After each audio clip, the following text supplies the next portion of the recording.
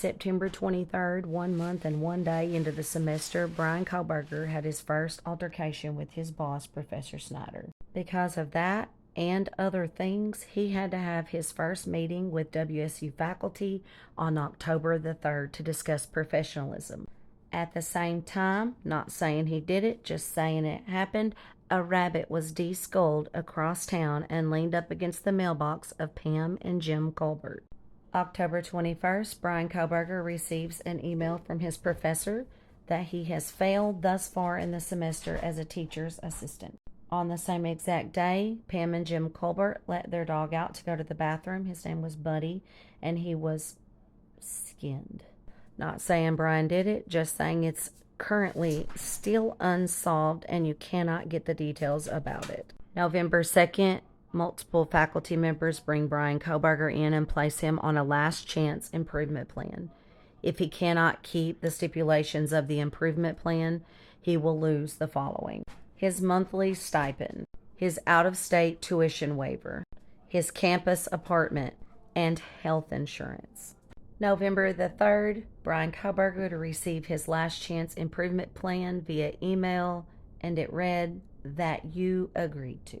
10 days later, Madison Mogan, Kaylee Goncalves, Ethan Chapin, and Xana Kernodle would be stabbed to death by someone who should have never been in their home. While University of Idaho canceled classes for that Monday, WSU had class, and Bryan Kohberger did not attend. King Road Killings is a mandatory listen, folks. The parts about Bryan are important.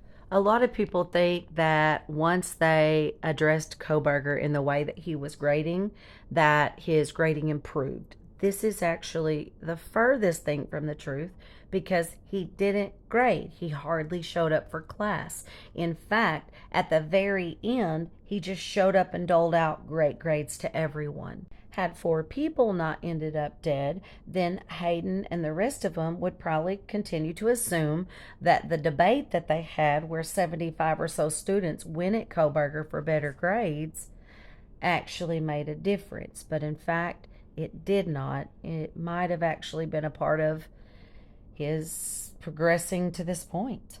There's so much that I've not got listed here, but I'm trying to stay specifically to the termination dates.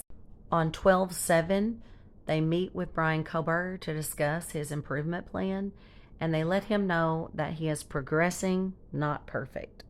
That same day, the BOLO came out for the 2011 to 2013 white Hyundai Elantra. Source is Law and Crime Network, Anjanette Levy, article January 6, 2023. On this day, remember the private driver that dropped Maddie and Kaylee home? He was out driving around and he saw multiple white cars and he wrote them all down along with Bryan Kohberger's.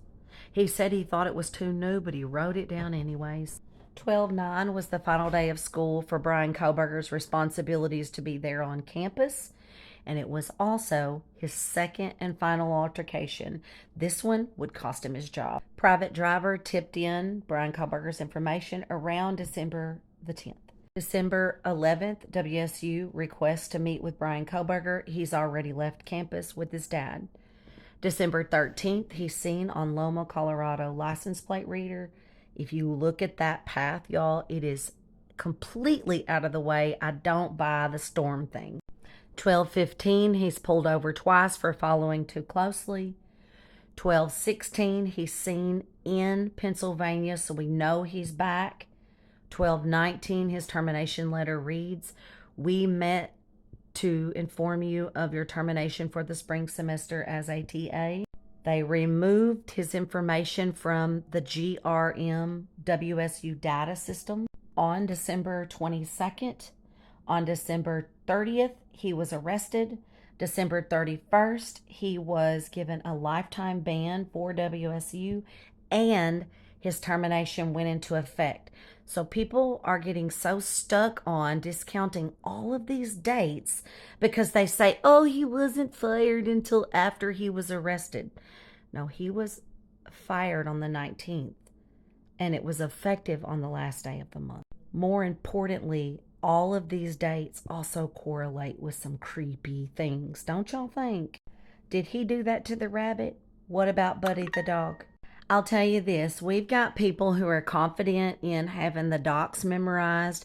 We've got people who are confident in having these traffic stops and noise complaints memorized. And we've got people who have all of these facts memorized. But if you don't have the freaking suspect's information memorized, then why are you leading anyone else in information about this case? If you can't even share the bare minimum about the suspect and the known vetted information. By the way, page 25 in his request to have the death penalty dismissed, he literally mentions Mike Baker's article and says, if it's true about being fired and terminated because of all these things, well, it's because he has autism. If you can't have this stuff memorized, stop talking about the case.